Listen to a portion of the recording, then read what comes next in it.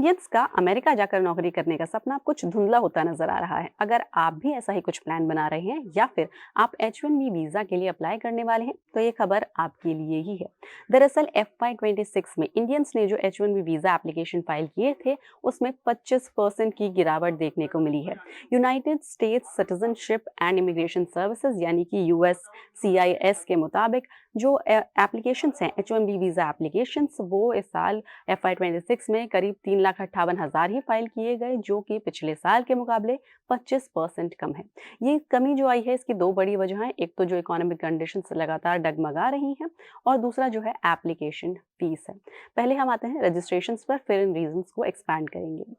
तो जो रजिस्ट्रेशंस हैं, कुल रजिस्ट्रेशंस उसमें से करीब 1,20,000 जो H1B वीज़ा एप्लीकेशंस हैं उन्हें शॉर्टलिस्ट किया गया, जबकि पिछले साल ये आंकड़ा जो है करीब 1,35,000 का था। यानी यहाँ पर भी करीब 27% की गिरावट देखने को मिली है। अमेरिका जो है वो करीब 85,000 H1B वीज़ाज एलोकेट करता है, ग्रांट करता है हर साल, और इसमें से जो मेजर पोर्शन होता है वो इंडियन सिटीजन्स का ही रहता है। इंडियन वीज़ा होल्डर्स को ही ये H1B वीज़ा जो है वो दिया जाता है। अगर हम FY22 की बात करें तो जहाँ पर करीब 3,20,000 H1B वीज़ाज ग्रांट किए गए थे कुल, तो उसमें से 77% इंडियन रेसिडेंट्स को दिए गए थे। इसके बाद अगर हम 23 की बात करें तो उसमें भी यही हुआ था कि अगर 3 लाख करीब 86,000 टोटल वीज़ाज दिए गए तो उसमें 72% इंडियन रेसिडेंट्स को दिए गए। लेकिन अब ये आंकड़ा जो है वो गिर रहा है और H1B वीज़ा एप्लीकेशंस भी आंकड़ा गिरता चला जा रहा है। क्यों? अब इसकी दो बड़े वजह पर फोकस करते हैं।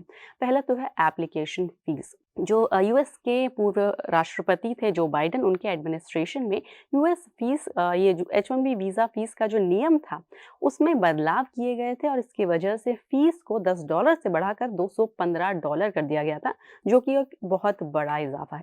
जो दूसरा बड़ा रीज़न है वो है इकोनॉमिक कंडीशंस। जो मैक्रो इकोनॉमिक अनसर्टेनिटीज़ हैं वो लगातार बढ़ती जा रही हैं, जिसकी वजह से कंपनीज़ में ले ऑफ लगातार देखा जा रहा है। अगर हम माइक्रोसॉफ्ट की बात करें तो यहाँ पर अभी हाल फिलहाल में ही करीब 6,000 लोगों को नौकरी से निकाला गया था। अमेज़न में भी करीब 100 लोगों को नौकरी से निकाला गया। इसके अलावा इंटेल या फिर क्लाउड स्ट्राइक जैसी जो कंपनियां हैं वहाँ पर भी लगातार ले ऑफ देखने को मिल रहा है और इस वजह से भी ये वीज़ा एप्लीकेशंस में गिरावट देखने को मिल रही है। दरअसल जो H1B वीज़ा है वो एक नॉन इमिग्रेंट वीज़ा होता है जो कि अलाउ करता है अमेरिकन कंपनीज को कि वो फॉरेन वर्कर्स को टेम्पररी बेसिस पर एम्प्लॉय कर सके। अब इस वीज़ा का ज़्यादातर इस्तेमाल करती हैं टेक कंपनियां ताकि वो स्किल्ड वर्कफोर्स को हायर कर सके। लेकिन अब इन दो कंडीशंस की वजह से जो मैक्रो इकोनॉमिक अनसर्टेनिटीज़ हैं, ले ऑफ्स हैं, प्लस जो वीज़ा एप्लीकेशन फीस है, इसकी वजह से H1B वीज़ा एप्लीकेशंस का घटता नंबर नज़र आ रहा है।